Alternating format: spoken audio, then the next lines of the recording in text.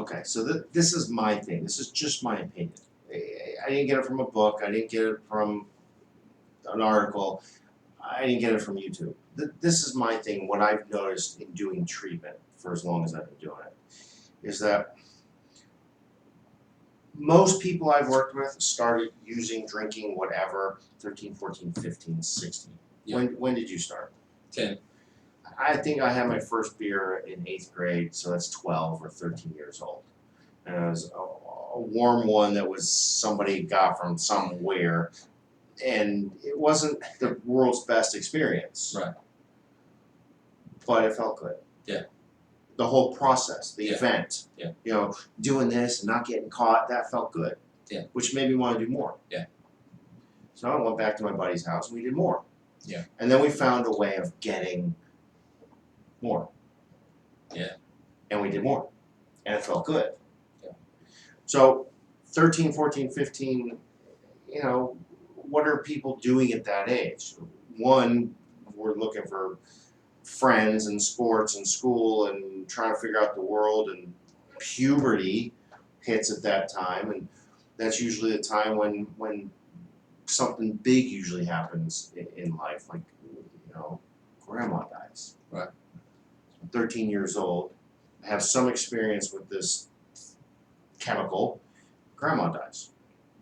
Well, because this is the first big experience I've had in this area, I don't want to deal with it. I'm going to go to my buddy's house and drink. I don't even think we know how to deal with it. I don't. We don't have the experience. Right. We don't have it. When your puppy dies at 8 years old, you don't deal with it because you don't have the emotional ability. Yeah. But at 13, 14, 15, we got all this stuff. We got school and sports and friends and dances and whatever else, and families crowd. What if mom's fighting, dad's fighting? What if dad goes away, or what if dad gets, what if mom is in the army? I mean, there's a million things that we have to deal with at 13, 14, 15, 10, 11, 12, 13, 14, whatever.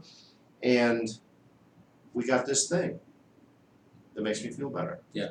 Feels good. Feels good. So when grandma dies, I'm going to go to my buddy's house and feel good. Well, grandma feels bad. Right. This is bad. Good point.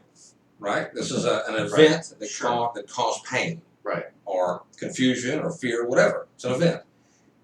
How do I deal with that? Your go-to was a chemical. Right. So the next time something bad happened, I haven't dealt with the first thing yet, so I go to my buddy's house. Yep.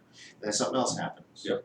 I haven't dealt with the first thing yet, so I go to my buddy's house. Yeah. And there's continuous progression of every time something happens, instead of dealing with it, I go to my buddy's house. Well, yeah, and we learned to deal with it like this. We learned to deal, even if it was celebratory, even if it was something good that happened. Oh yeah. We go. We go there. Oh yeah. So we've learned when something good happens, we go to the chemical. Right. When something bad happens, we go to the chemical. Right.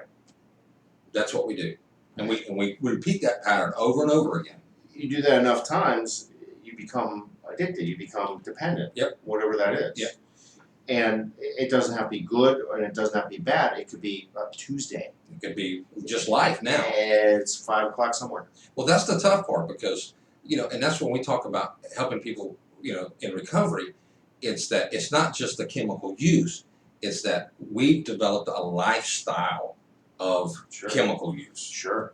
It's a lifestyle. Sure. Now it's not just stop the chemical. Sure. It's that now everything that I do has evolved around that. Right. Because I would never drink at work.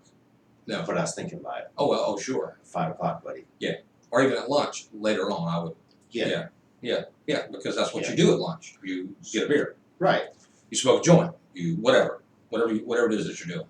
So this thing, going to my buddy's house, using, smoking, shooting, whatever it is, has become my coping skill for everything. Right. And one of the things I want to add here, what they've said is that, and this is, and I know because of our addictive thinking, is that we're not bad. This, this is something we've learned to do. We're not bad people. We're not bad because we have this, because we've learned this skill. It's becoming destructive later on, but we're not bad people. No. That's just what we learned to do to cope, to Right. deal, was do a chemical. That doesn't make us bad. Feel good. Just that's all we wanted. I just want to feel good. I just want to feel. I don't want to feel what I'm feeling over here, or I want to celebrate what I'm feeling. Right. Either way, I want this bad feeling to go away, or I want to celebrate, and it becomes habitual, and it becomes a lifestyle of addiction. The whole piece becomes who we are, who we hang out with, where we go, what we do, what we listen to, what we wear. It becomes a lifestyle, and that's the part that that we're doing these videos, that we're really wanting to help people to change.